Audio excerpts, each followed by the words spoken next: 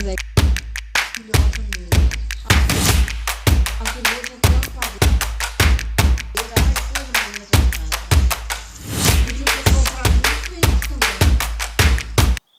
Hoje nós estamos aqui com a Betânia Schmitz. Muito bem-vinda, Betânia. Obrigada, Rosinha. E eu quero saber dos meus presentes. Três dos meus livros, o outro eu esqueci, mas depois eu te entrego, tá?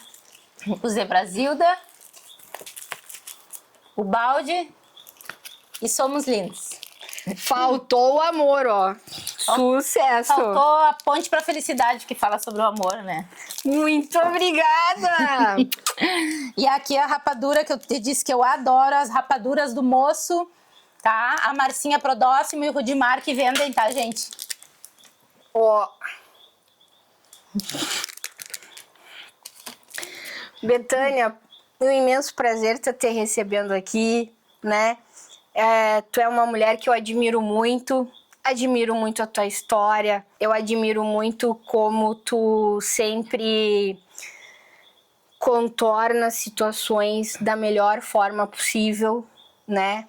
Eu acho que tu é uma baita mãe e hoje eu quero que tu fale um pouco sobre isso, sobre um pouco da tua história e todas as coisas que tu tiver à vontade para compartilhar conosco. Primeiramente, eu gostaria que tu te apresentasse, falasse um pouco sobre ti, né?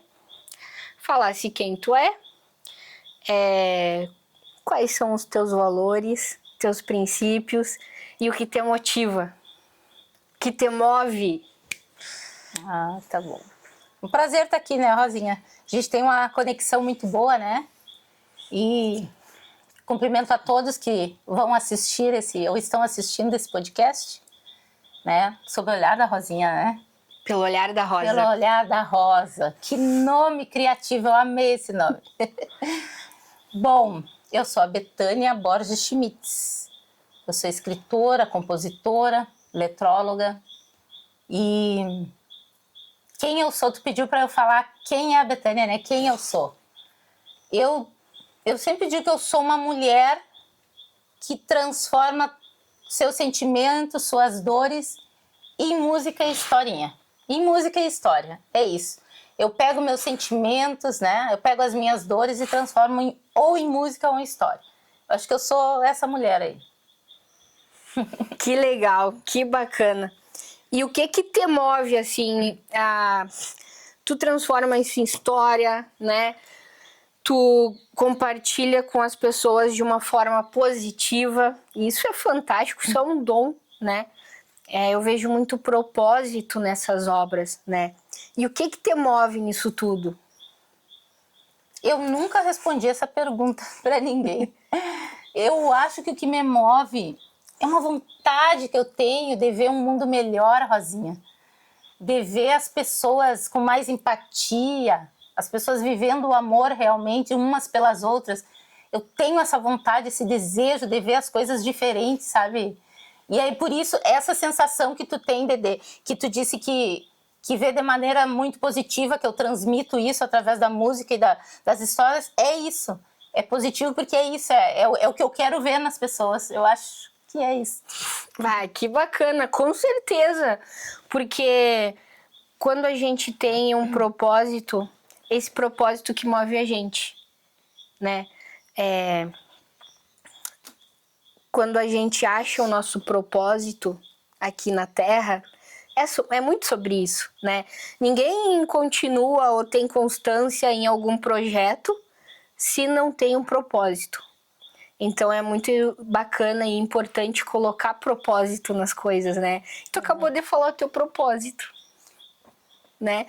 E realmente isso é muito importante. Eu acho que quando a gente tem a oportunidade de alguma forma, deixar o mundo um pouco melhor, a gente deve realmente aproveitar essa oportunidade para fazer isso, né? E não deixar para depois. Exato. Tem alguma coisa que tu faz, assim, algum ritual que tu faz pela manhã quando tu acorda, que tu pensa assim, eu preciso fazer isso, porque se eu não fizer isso, parece que eu não acordei direito. Mas se tu fizer, tu sabe que o teu dia ele vai tá bom, e se acontecer alguma coisa ruim, tu sabe que tu vai saber remanejar, sobrepujar aquilo. Tem alguma coisa que tu faz? Tem, com certeza. Antes de começar a filmagem, tu estava falando sobre teu pai, eu disse que era muito parecido com a minha mãe, né? Pessoas espiritualizadas. Minha mãe foi uma mulher que ela estudou até o 5º ano só. Só até o 5º ano, na época do internato de meninas que tinha ali onde é o CDC, Divino Coração, né? E parou no 5º ano. Só que ela tinha uma sabedoria para a vida, que era uma coisa extraordinária. Quem conviveu com ela também acha isso, sempre as pessoas ainda falam para mim. A mãe era muito sábia para resolver conflitos, situações, sabe? Para levar a vida, ela levava de boas, né? Como tu gosta de dizer, ela levava a vida de boas. E eu cresci vendo ela fazer uma coisa que depois que ela faleceu, eu comecei a fazer também. E eu faço até hoje. A mãe, quando acordava pela manhã, se espreguiçava, né? Ela agradecia, Rosa, por tudo. Até pela cama macia, pela roupa, pelo chuveiro quente, pela casa, que muitos não tinham casa. Ela assim, ó, na cama mesmo, ela dizia, meu Jesus, meu Deus amado, assim, se espreguiçando, sabe? Bocejava um pouco, obrigada, Senhor, que noite maravilhosa. Ela agradecia, depois ela levantava, ia fazer a higiene dela, tomar o café, fazer as coisas. E eu, depois que eu perdi ela, eu comecei a fazer, foi automático, comecei a fazer. E eu faço até hoje, eu sempre agradeço, assim, sabe? Poder, né, ter um pijama quentinho, eram os mínimos detalhes, assim, sabe? Ela já agradecia, tipo, obrigada pela janta de ontem, pelo almoço que eu vou ter hoje, sabe? E eu acho que a gratidão, depois eu comecei a ver que a gratidão é realmente uma coisa que parece que limpa a gente por dentro, sabe? E eu faço isso todas as manhãs. Às vezes é em pensamento, quando tô com muita preguiça é em pensamento, mas sempre eu faço isso. Olha que bacana. Mas isso tem vários braços aí de religiões e de crenças que todos eles fecham nessa questão da gratidão. Inclusive eles incentivam a praticar a gratidão, né? Porque, na verdade, tu tá multiplicando sentimentos bons e tu tá atraindo sentimentos bons pra ti. Tudo é energia, né? É. Hoje em dia você fala muito em gratidão, né? E tem até os emojis de gratidão no WhatsApp. Tem por tudo assunto de gratidão. Mas na época que a minha mãe fazia isso, mais de 20 anos atrás, né? Não se falava tanto, eu digo. E ela vivia isso, ela vivia, eu via isso com meus olhos, sabe? E é tão bom pensar nela, pensar nisso e saber que eu continuei. Que legal. O que te inspirou a escrever cada livro? Fala pra nós um pouco dos teus livros. Ah, tá. Zé Brasilda, a historinha veio pronta. O Davi tinha uns 4 anos, eu estava numa festa de aniversário com ele. E ele sentadinho, né? E aí as crianças começaram a jogar futebol, os meninos começaram a jogar futebol. E é claro que o Davi não joga futebol, ele joga do jeito dele, né? Mas não correndo rápido atrás da bola. Então ele ficou sentadinho, ele vibrava de alegria vendo os amigos jogarem. E eu olhei para ele e pensei assim, Rosinha, como será que o Davi se sente, né? Não podendo jogar esse futebol com essas outras crianças. E eu sempre veio uma voz que não era na minha cabeça, no meu ouvido. Eu ouvia a voz, mas ela saía daqui, do peito, sabe? Olha a frase que eu ouvi, parece doideira, loucura. Ele é uma zebra sem listras. Eu ouvi essa frase. E eu, que estranho. Fiquei com aquilo, sabe? E guardei por anos aquilo dentro de mim.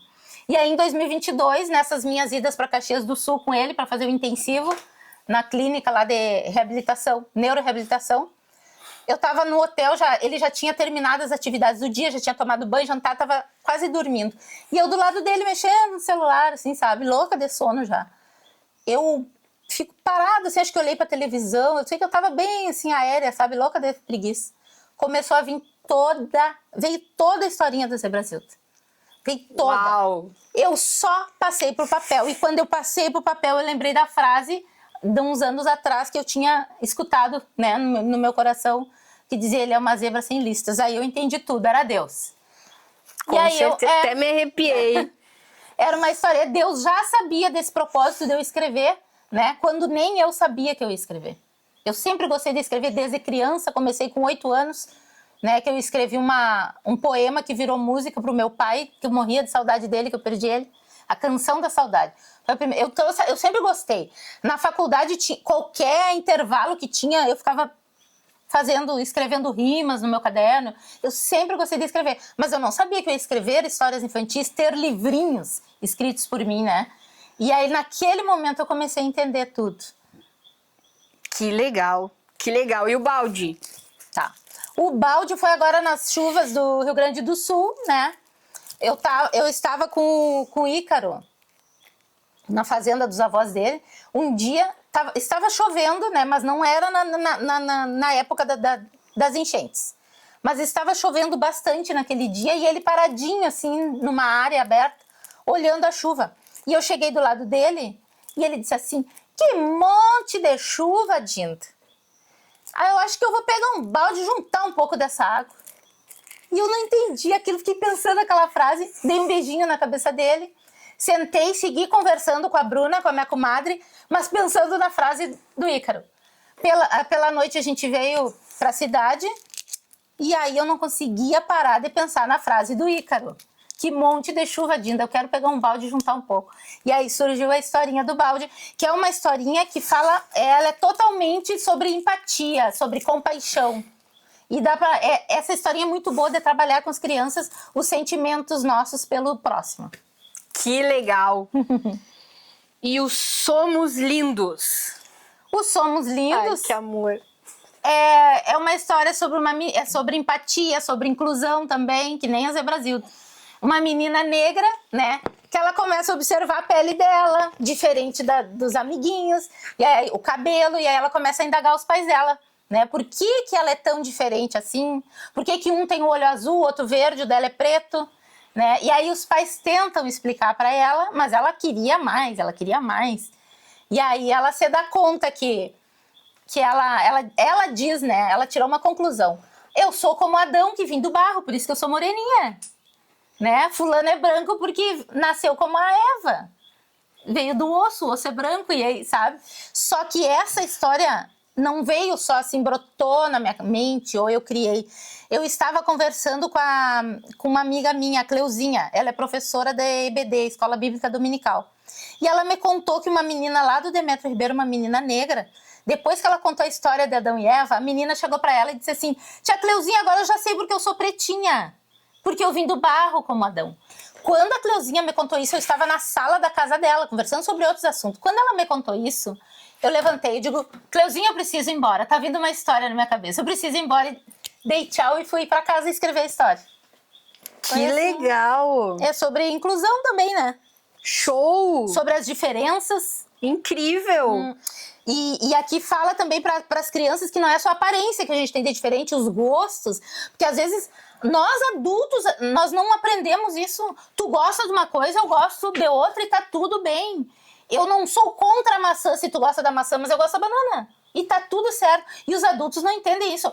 Olha as brigas que tivemos, né, agora...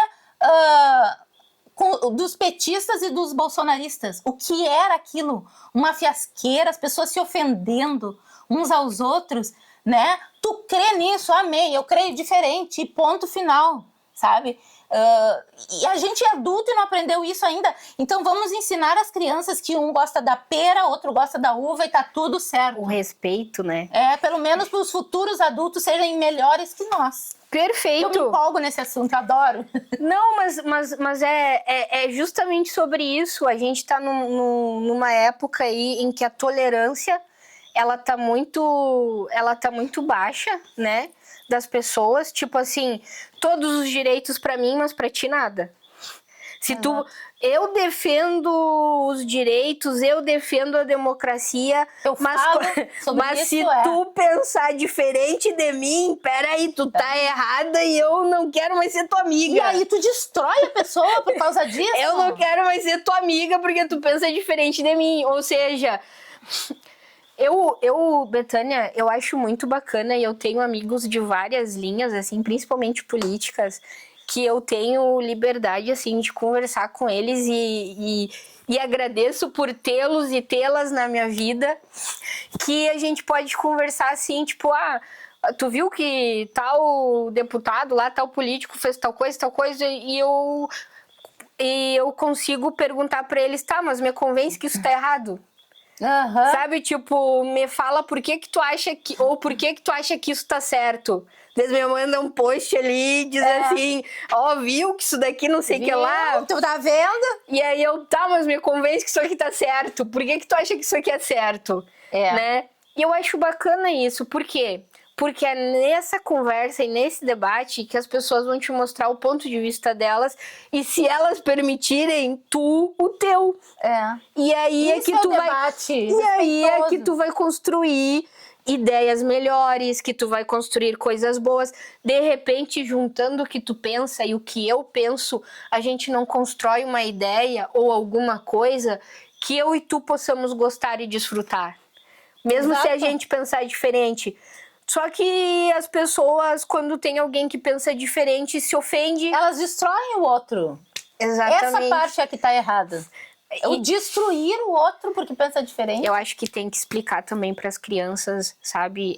Já ensinar as crianças sobre isso. Por isso que aqui eu tô dizendo que não tem problema nenhum. Um com olho verde, outro com olho preto. Perfeito. Um gostar da maçã, outro da banana. Quando tu vai para uma conversa assim e que tem ideias opostas, é saber que tu pode conversar com a pessoa, discordar e tá tudo bem. Isso. Né? Claro que para as crianças é tudo muito lúdico, né? Claro. Mas a mensagem é essa. Não, mas com certeza, e a gente tem que usar disso, né? A gente tem que estar na conversa ali, é que tu vai treinar as crianças. Uhum. Eu falo ensinar, orientar, ou mesmo treinar, porque, tipo assim, é treinando que tu vai ensinar a criança a saber sobre o dinheiro, o valor do dinheiro, entre várias outras coisas, né? De autonomia e tal. É o que tu vai querer ensinar. É o que tu vai ensinar para os teus filhos, que é o que eles vão ser treinados. Exatamente. Né? Eles vão ser o reflexo da educação que tu for passar para eles. Mas que bacana isso. E o do amor? Que não veio, gente, que eu esqueci. O do amor é a ponte para a felicidade. A personagem principal é uma linda, coisa mais linda, a raposinha vermelha. Uma raposinha linda e ela tá muito curiosa, né? Ela quer saber quem é o amor, como que ele é, onde ele vive, onde ele mora, né? Quem são os vizinhos dele? Será que a empatia mora perto, né? É um doce, a história fica um doce porque a ilustradora, ela é tão boa que ela conseguiu contar junto comigo. Ela conta muito a história, sabe? Junto, assim, as imagens, as cores. Eu vou lá na tua casa buscar esse livro. Ele é lindo. E ele é baseado em 1 Coríntios 13, do livro de Coríntios da Bíblia, que ali fala as características do amor. Ali fala tudo como ele é. Ele é respeitoso, ele é simples, ele é forte, ali fala tudo. Então, eu coloquei essas características do amor nessa historinha para a criança saber como é o amor.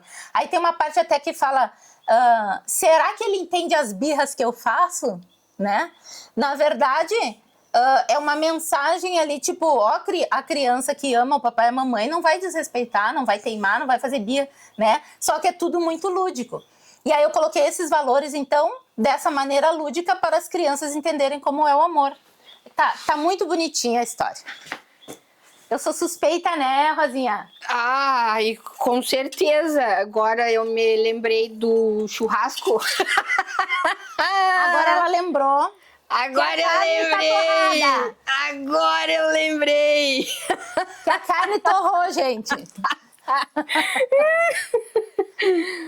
Mas tu não disse que tu gosta bem passado? Eu gosto tudo bem passadinho. Então... Tá tudo certo. Então tá tudo certo. Quentinho.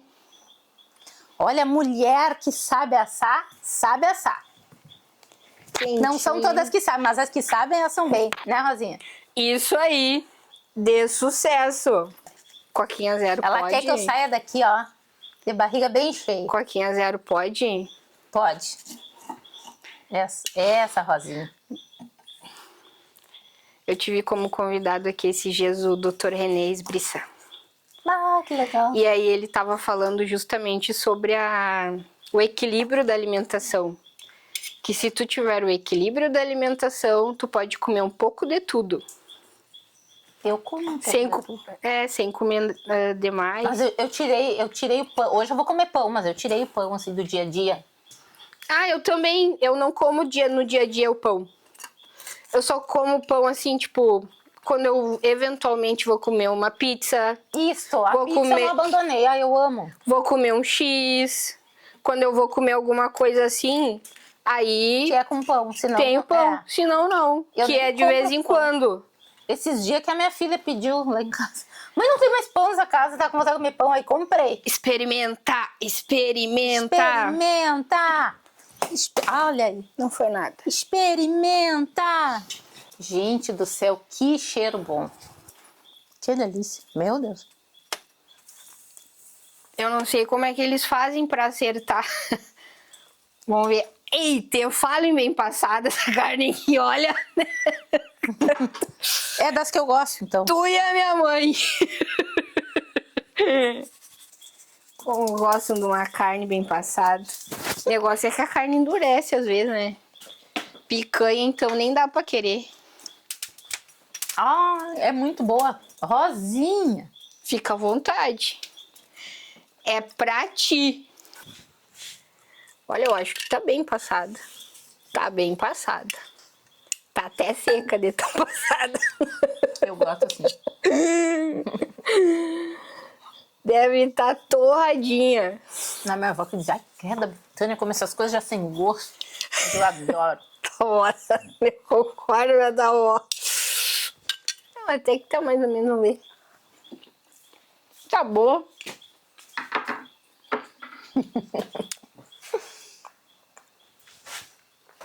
Tá no ponto. Fala, Rosinha.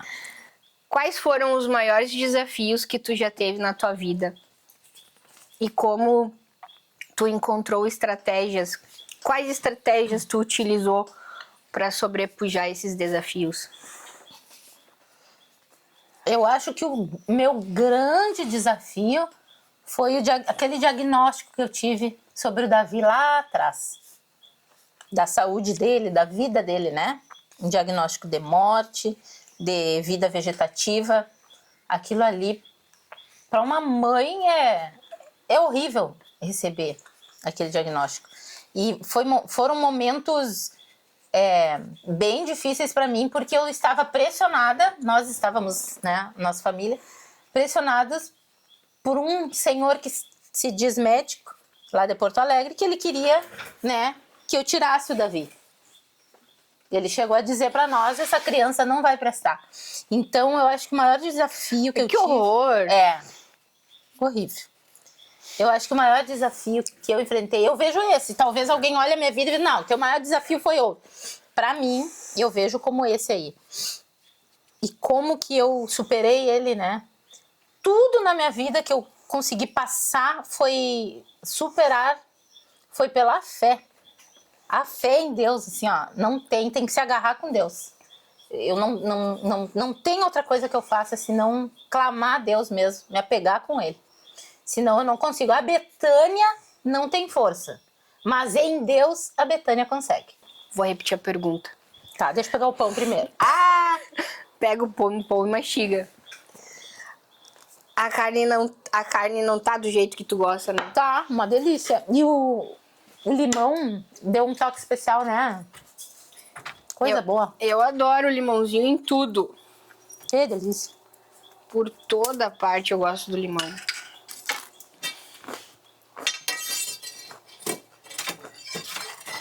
Essa linguiça fora do sério, Rosa.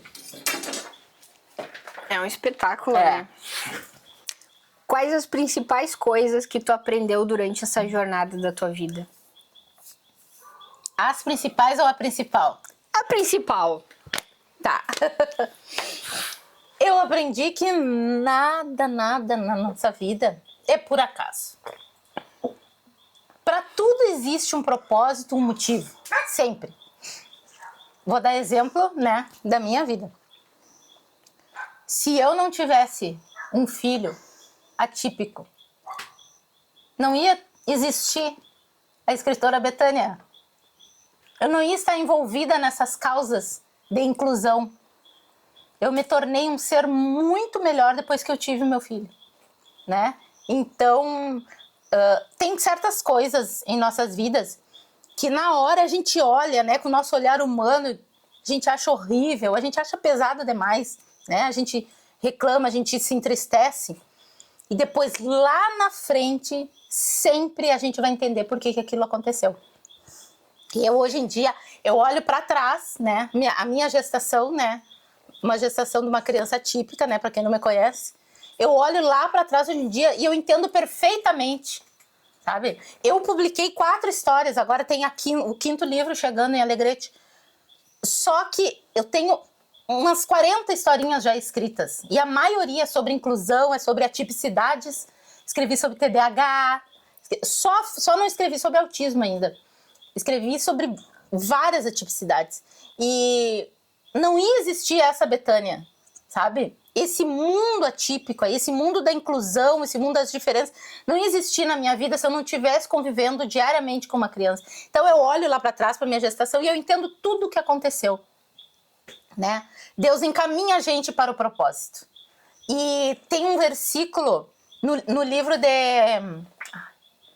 Romanos, da Bíblia Sagrada, Romanos 8, 28, o capítulo 8, versículo 28, que diz assim, ó: todas as coisas cooperam para o bem daqueles que amam a Deus, para o bem daqueles que são chamados pelo seu decreto. Então, tudo, até as coisas ruins que a gente não gosta, né, ao nosso primeiro olhar, assim, a gente não gosta, né, tudo vai cooperar para o nosso crescimento e para o nosso bem, e lá na frente a gente vai entender. Então, por isso que eu te disse, eu acho que a maior lição é entender isso, que tudo sempre tem um propósito, até as coisas ruins, lá na frente a gente vai até agradecer, muitas vezes, por ter passado. Por isso que não dá para se desesperar, não dá para se desesperar, gente, tá? Lá na frente a gente vai entender tudo, isso é certo. Qual mensagem tu gostaria de compartilhar com as mulheres e com as próximas gerações, de acordo com a tua vivência, com as coisas que tu aprendeu durante a tua jornada? Que mensagem tu deixaria como um conselho, assim? Um conselho que valeu para mim, que depois que eu encontrei isto, eu comecei a viver melhor. Falando sobre propósito ainda, né? Encontre o seu. Encontre o seu propósito. E uma dica pra gente encontrar, né? Pra pessoa encontrar o seu propósito, que assim, ó, Deus sempre nos faz já com qualidades, características, dons voltados para o propósito dele. Sabe? Eu dou sempre exemplo meu, né? Eu sempre gostei de escrever, as rimas sempre me encantaram, sempre gostei de leitura. Hoje eu sei o que o meu propósito, né, né, às vezes temos mais, né, é escrever para crianças sobre bons valores. E eu acho que as mulheres, né, é para as mulheres o conselho, né? Então para as mulheres, eu acho que devem procurar nelas mesmas, procurar em si, né? O que eu tenho, o que eu gosto de fazer, o que me encanta, o que alegra meu coração. Através disso aí é mais fácil tu encontrar o teu propósito. Eu acho que é isso. E quando a gente encontra propósito, a gente se sente tão útil pro mundo, sabe? A gente... parece que as futilidades vão sumindo, a gente se sente tão útil pro mundo, a gente é bem mais feliz. Realmente, propósito é sobre isso.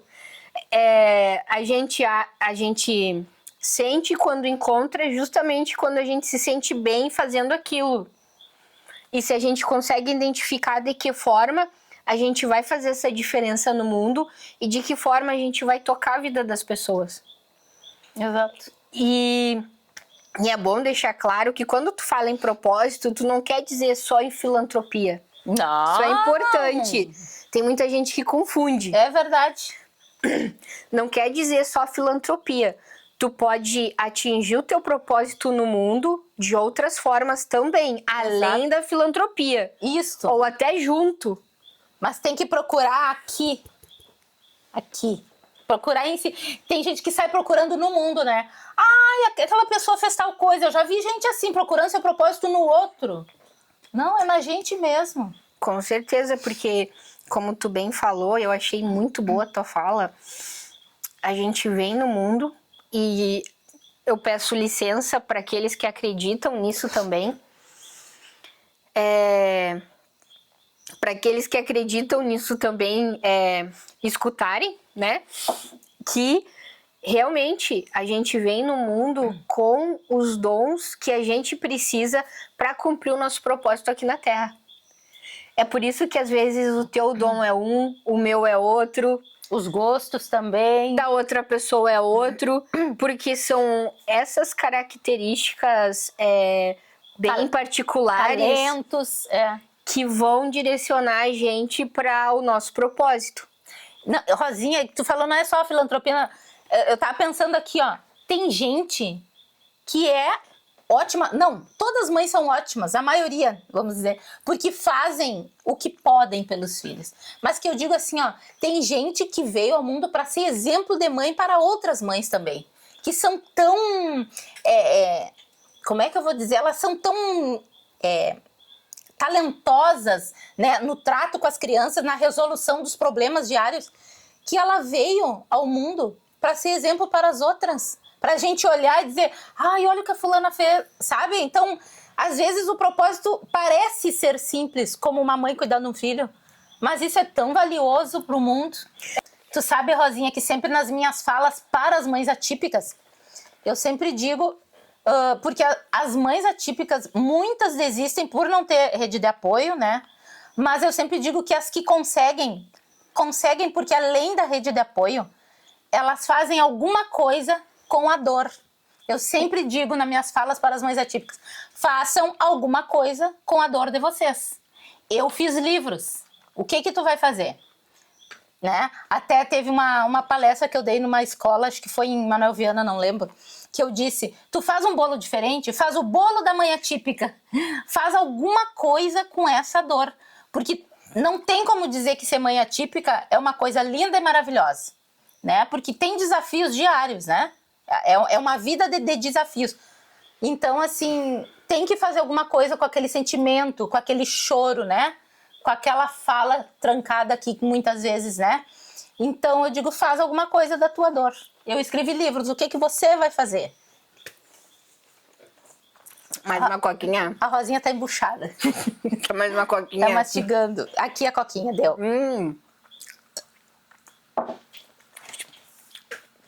Ficou tri bom. Eu quero me dar mais um papelzinho aí. Esse gostinho do limão. Eu amo limão. Esse gostinho do limão ficou sensacional.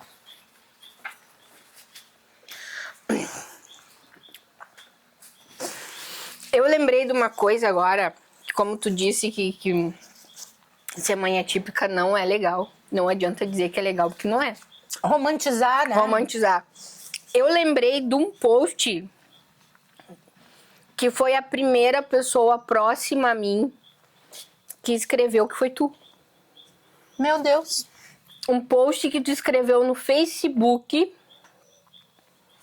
falando sobre a realidade da maternidade atípica.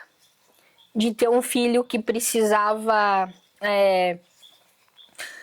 eu acho que foi um desabafo teu, não sei se tu lembra. Eu escrevo tanto. Escrevia bastante no Facebook. Anos atrás. Eu achei aquilo incrível, por causa que foi a primeira vez que eu vi alguém ter coragem de escrever sobre isso. Que não é romântico, que não adianta dizer que é bom, porque não é. E aí eu falei, cara, ela foi muito corajosa escrever isso. E teve várias pessoas ali que te apoiaram e tal. E eu falei, cara, porque é exatamente isso. É que eu sou uma mãe atípica meio estranha, né? Porque, por exemplo, além de não romantizar, né? Essa vida. Peraí, tá com coisinha aqui no. Ai, deu. Deu? Deu. Eu sou uma mãe atípica, eu sempre digo que eu sou uma mãe atípica meio estranha. Porque além de não romantizar essa vida, eu também discordo muito das mães atípicas. Eu discordo N coisas. Por exemplo, muitas vezes há vitimismo, né? E eu acho que o vitimismo não tem nem espaço para nós. A gente tem que lutar. A gente tem que lutar. É 24 horas, muitas vezes. O meu filho não tem tantas necessidades que muitas crianças têm, sabe? Então, eu acho que a gente não tem espaço para vitimismo. Tem que ter o teu momento ali, né? De expressador, vai pro teu quarto, chora. Até a Bíblia manda isso, né? Vai pro teu quarto, tranca a tua porta e chora e fala com Deus. Sai dali guerreando e lutando pelo teu filho. A gente tem que lutar por espaço para essas crianças. E também eu discordo muitas vezes também naquela questão assim, ó. Há muitas mães e pais atípicos também. Querem só o direito do seu filho. Mas tem que respeitar o direito da criança que não é atípica também. Não é porque o meu filho não joga futebol, ninguém joga porque o fulaninho vai ficar triste. Não, né? O outro tem que ter o seu espaço, né? Então aí entra o respeito, que eu amo muito essa palavra, acho que é uma das palavras mais bonitas do mundo é o respeito. Até aqui tá né? Tá o espaço do meu filho, por exemplo, que é uma criança típica, mas até aqui do ladinho é o espaço do outro que o meu filho tem que respeitar, né? Muitas vezes eu já corrigi o Davi porque tínhamos que respeitar o espaço da outra criança que poderia fazer algo que ele não conseguia. Então, assim, ó, parece que a maioria não enxerga isso, sabe? Ai, meu filho é atípico, isso não, eu não sou. Então, tem muitas mães atípicas que não gostam de mim porque eu falo isso, né? Assim como a gente quer respeito, tem que respeitar o outro. Se eu quero que respeitem a vaga do cadeirante, que meu filho é cadeirante, eu tenho que respeitar a vaga do idoso, sabe? É uma troca. Respeito é uma troca. Cara, assim, ó, esse ponto que tu tocou é um ponto muito importante. A gente já estava finalizando, mas para aí. Mas para aí. Sabe, Betânia, eu vou te contar uma coisa assim, ó. Que eu e meu marido, nós somos autistas, né? Pra quem não sabe. E eu tenho hipersensibilidade à questão sensorial. Eu tenho algumas coisas que elas são bem fortes. Uhum. Então eu tenho hipersensibilidade de alguns sons, por exemplo. De alguns sons. Ah, tá. E aí o que acontece? Às vezes eu escuto coisas que me incomodam, que não incomodam outras pessoas. Né? E aí a gente tem 2 vizinhos que também têm muitas características autísticas, não tem diagnóstico, e a gente mora no condomínio ali, no prédio, né? Não tem diagnóstico, mas pelo meu conhecimento, estudo e experiência, tem um que só falta o diagnóstico. Porque ele tem as características muito, muito fortes, assim, ó, muito expostas, muitas das características que sugerem que ele possa ser autista. E daí eu fiquei sabendo de um outro vizinho que tava com problema de barulho, mas era até longe do apartamento dele esses barulhos. Mas ele escutava do apartamento dele e ele ficava furioso achando que era o que era do lado dele. Olha. E daí eu comecei a observar mais esse vizinho, né? E aí eu comecei a observar várias características. E eu pensei, cara, de repente esse vizinho também é autista. Ai, Jesus. Aí o outro vizinho, eu fiquei sabendo que ele teve o diagnóstico de autismo. Eu pensei, cara, no mesmo prédio, a gente deve ser uns quantos autistas. E aí eu pensei, a gente tem a mesma lei que defende os direitos do autista? E se cada um quiser cobrar o seu direito de acordo com o que lhe faz bem. Aí eu fiquei pensando nisso, cara, a gente vai ter uma confusão e pobre do juiz. Tu já pensou? E se um se organiza com alguma coisa que faz barulho? E se o outro se organiza com silêncio? E se o outro se organiza de uma forma que desorganiza o outro? Ou o outro faz alguma coisa que nem percebe e que desorganiza o outro? É verdade. Então, a gente tem vários viés ali. Daqui a pouco vai ter as próprias pessoas da mesma lei brigando ali para ter os seus direitos, que é a mesma lei que defende. E eu fico pensando, mas pobre do juiz, né? Porque cada um vai querer o seu direito. E aí, se tá todo mundo dentro do mesmo direito, como é que vai ter acesso a esse direito? É de se pensar. A importância do respeito. Do respeito. A palavra linda, linda. Não, respeito. Isso que tu traz, eu acho muito importante. Porque, por exemplo, hoje a gente tá numa coisa muito forte de autista, do direito, tudo é direito do autista, tudo é direito do autista. Mas a gente tem outras deficiências. Várias outras. A gente tem outras coisas. Essas pessoas, elas não deixaram de existir. Elas continuam existindo. E elas também têm direitos. Aí tem gente que vai me dizer assim... nem aquele falei e saí correndo. Tem gente que vai me falar assim...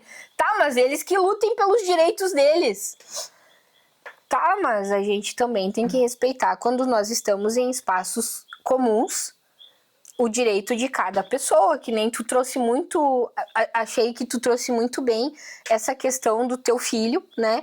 Que, tipo, as outras crianças podem jogar futebol, não é por isso que elas não vão jogar se teu filho não pode jogar. É questão de bom senso, né, Rosinha? Eu quero o meu direito respeitado sem tirar o teu. É isso aí. Então, acho muito corajoso isso quando tu traz a questão de vamos desromantizar essas questões. Porque realmente nós precisamos desromantizar essas questões para que nós possamos ter coerência. Porque no mundo onde cada vez mais as pessoas estão tendo acesso a diagnósticos, né? Daqui a pouco tu vai ter várias pessoas perto de ti que elas vão ter os mesmos direitos que tu, né? Porque elas também estão buscando melhor qualidade de vida. Então a gente vai ter que ter coerência.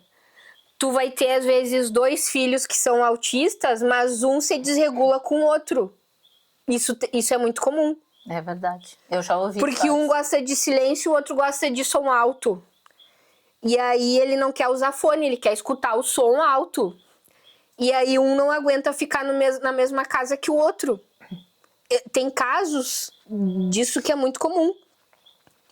Então, se dentro da mesma família já existe essa questão, a gente vai ter que parar e ponderar a respeito do amigo, do colega, do vizinho, né? Todas essas questões. E não levar tão a sério, mas é porque o influencer tal disse que isso é verdade. Aí eu vou lá e pego porque o influencer tal disse que é verdade. Pá, mas isso cabe pra mim? Isso cabe na minha vida? Será que eu acho que tá certo ou eu vou dizer que tá certo só porque é melhor pra mim? A gente tem que pensar nessas coisas também. Ter muito cuidado com o que a gente pega do influencer. Tu pode ter um influencer que tem mais de 10 milhões de seguidores. Mas se ele falar uma coisa que tu achar que não tem coerência, não é por isso que tu vai pegar pra ti. E dessa forma, eu acho que a gente vai construir um mundo melhor, com mais respeito e pra todo mundo. Com inclusão de verdade. Porque no momento que tu quer inclusão pra ti só, mas e os outros? E o outro. Exato. Muito obrigada! A gente já tinha finalizado, mas a gente vai finalizar de novo. Muito obrigada, Betânia. Eu que agradeço esse convite maravilhoso. Gente, esse churrasquinho dela delicioso. Muito obrigada pela presença, muito obrigada por essas trocas, né? Eu sei que realmente é muito importante. Muito obrigada por ter compartilhado conosco um pouco da tua vida, da tua jornada, Um pouquinho, né? Frases bem curtas que eu uso. Mas perfeito. São coisas realmente que quem conhece a tua história, quem sabe quem é tu, tenho certeza que vai tocar a vida de todas as pessoas também, né? Assim como tocou a minha. E que tu... Desculpa, o gás. Que tu possa continuar abençoando a vida das pessoas com a tua história, com as tuas histórias. Onde é que eu botei os negócios? Tá pra lá. Em algum lugar. Que tu continue... Tá pra lá. Que tu continue abençoando a vida das pessoas com as tuas histórias infantis, né? Que possa continuar semeando a inclusão. Amém. Né? Isso é muito importante para todo mundo. Que Deus abençoe a sua vida, a tua jornada, a tua família linda. Amém. Davizinho e a Bia. Tá, e muito obrigada.